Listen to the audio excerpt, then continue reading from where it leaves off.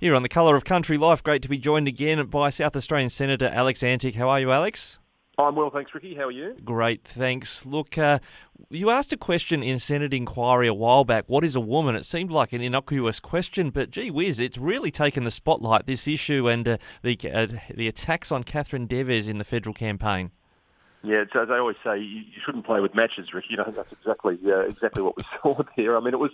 Yeah, look, it's a sort of a theme which I'd heard discussed many times, and one of these underlying issues that sounds innocuous, as you say, on the surface, but if you take a logical conclusion back to where it's coming from, it becomes a serious issue. And what I mean by that is the simple fact of asking the question of bureaucrats, and some of them very highly paid and very important roles, this simple question, how do you define a woman? It really should be an easy answer. And the fact that so many of them had so much trouble in providing me with an answer, we did it 3 times to 3 different departments, including the Department of Health. The fact that it provided such silence, I mean, you could almost see the tumbleweeds rolling down the aisles there, shows us how far and wide radical gender theory has drifted into our institutions. And really, that is the point to be taken from all of this. I asked that question of the Workplace Gender Equality Agency, which is an agency that's really built to protect women's rights in the workplace in many ways, of DFAT because of some of the female programs that are involved in our overseas issues, and then finally of the Department of Health. And in each occasion, the answer I was given was, "I'll get back to you. I'll take that on notice," is the term they use when they want to draw the curtains on it and not answer the question in front of the cameras. So that's pretty alarming, and look, I think it has led to a broader discussion, but it's a discussion we need to have because ultimately this draws into a whole different range of debates, including the transgender in sport issue, which has popped up during the election. Yeah, well, you've got your Liberal Party colleague, Claire Chandler, the Tasmanian senator, has this bill to kind of, in effect, say girls and women's sport should only be participated in by those that are born female. But then you've got this sort of political stacks on that's happened to one of the Liberal candidates. And now we've got questions regularly being asked of the Prime Minister and the opposition leader about this issue. Why is it such a lightning rod issue in a federal election campaign? Is it about seats in Sydney and marginal seats and whether the Liberal Party can hold them? Yeah, look, I think it is. And I think the independent candidates, these sort of teal independents, fake independents as we've been calling them, are using these left-wing issues while trying to hide behind the cover of being almost like the Liberal candidates. And in many ways, I think this is highlighting the difference between them. We're seeing that, we've got a candidate in Warringah who is an advocate. I mean, she's really the sort of person that should be going to Parliament every day of the week. A great advocate for women and great advocate for... This is Zali Steggall we're talking about. No, this is Katherine Deves I'm talking about. Oh, sorry. Up against Zali Steggall. Now, why has it come up as an issue? Look, I don't know exactly. As I say, these things tend to, I think, take their own life once the trigger is pulled. And there's a lot of commentary out there. Oh, well, the people of Warringah only want to hear about, the issues that affect them in their local area. But in actual fact, I think Australians want to see their politicians tackling these big values-based issues. And, I think they are incredibly important. And I think they're the sort of questions which should be being posed more broadly, in every election, because underneath all of this, there's this creep, as we can call it, the long march through the institutions.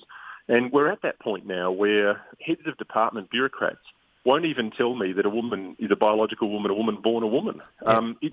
So I think it's really captured the public's attention, and that's a good thing.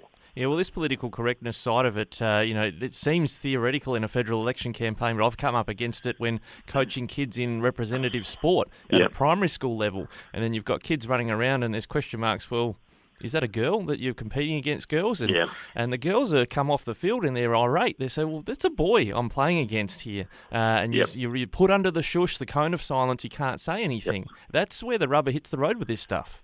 Yeah, that's exactly right. And these are issues that affect people in their local environments, as you say. I mean, this would be the same experience that was had by people in Warringah in sports events as well. So I think it's wrong to think that this is not a big issue, and it is something that people can relate to because parents have seen this rolling on. Nobody wants their 14-year-old girl playing against a 14-year-old boy. I don't care what sort of sport it is.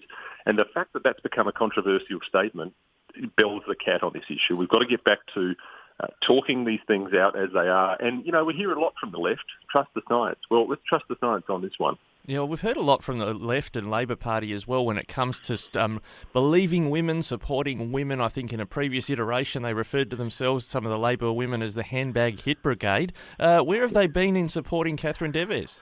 Yeah, it's one of the great anomalies in the whole thing, isn't it? It's this whole selective sisterhood, I call it sometimes. You see it time and time again. It's women from the left will back women in as long as they are also from the left and they also share every single view that they have. And when there are conservative women, they get tossed out the window. And we see that with Nicole Flint, who, of course, had the terrible time 3 years ago and really had no support from the left. People that were normally shouting the sisterhood from the hilltops. So it's an endemic problem, and I think once again, people need to be careful about everything they hear and they read. You need to trust nothing and verify everything. And when you see people from one side of politics or the other championing a cause, you've got to ask yourself what's really behind it. And I think this issue of women in sport really once again bells that cat. Well, someone that's one of your sparring partners in the Senate, I think, who would see herself as a flag bearer for women's rights, is Sarah Hanson-Young. Haven't heard anything from her on this topic, but then you've got neither you or she is up for re-election this time round. How does that all work? Yeah, look, I mean, probably there would be more sensible people than I laying a bit low in the reeds. But my view is there's so much that we need to cover in public life that it doesn't matter whether I'm up for election or not. I'm going to keep saying it. So, but no, look, that is correct. It's a half Senate election, and your listeners will know that that requires in each state the 12 senators that are up. 6 of them get elected at a time. So I'm not up this time. Neither is Sarah. We'll elect 6 new senators from South Australia, who are out on the campaign trail at the moment. All right. Now, just lastly, there was something went up on your Facebook over the long weekend about teachers in South Australia and what they're going to be required to do if they haven't vaccinated against COVID-19 when they go back to school. They're going to have to wear masks, but their colleagues won't. Is that where we're up to at this stage? Well, it seems to be. And the thing that's most frightening out of all of this is that this seems like a great handout for teachers that have done what they really are entitled to do and selected their own medical treatment. I mean, we're talking about medical autonomy here and individual choice. Once again, I've battled with this for 12 months or more. Being shown the science on this, I would love to know where the science says that somebody who is unvaccinated should be wearing a mask over the top of somebody who's not. And in any event, even if there were science in that, I mean, that is extremely embarrassing for teachers that have made this decision and in my view, are absolutely entitled to do so, to be forced into this almost, wearing a dunce hat to school in order to sort of show themselves up as being someone that's conscientiously objected for whatever reason. Is it vaccination shaming?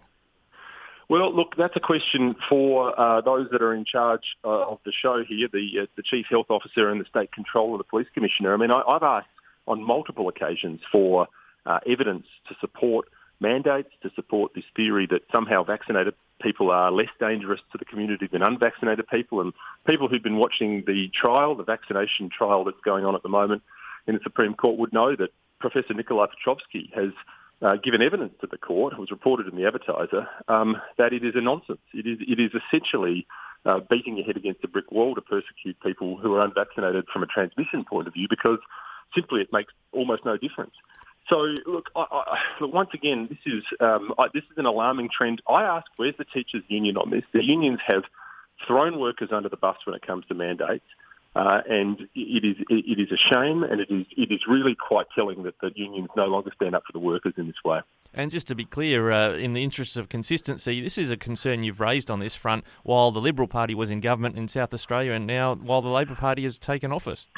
Yeah, look, and my criticism of that really relates to this handballing of responsibility to the bureaucracy. I think this is what you get when you remove the oversight that Parliament gives to these sorts of decisions. And that was done in April 2020. The reins were effectively handed to the State Controller. It's difficult times, I understand all of that, but there are a need for checks and balances. We've had those sort of systems for years on end for a reason, and that is because the bureaucracy sees the world a very different way. They're not accountable to the people in the same way that politicians are, and these powers need to be used very, very carefully and judiciously and with parliamentary oversight. We're not seeing that still. Well, fascinating stuff, Senator Alex Antic. Thanks for joining us again on Flow. We'll catch you again soon.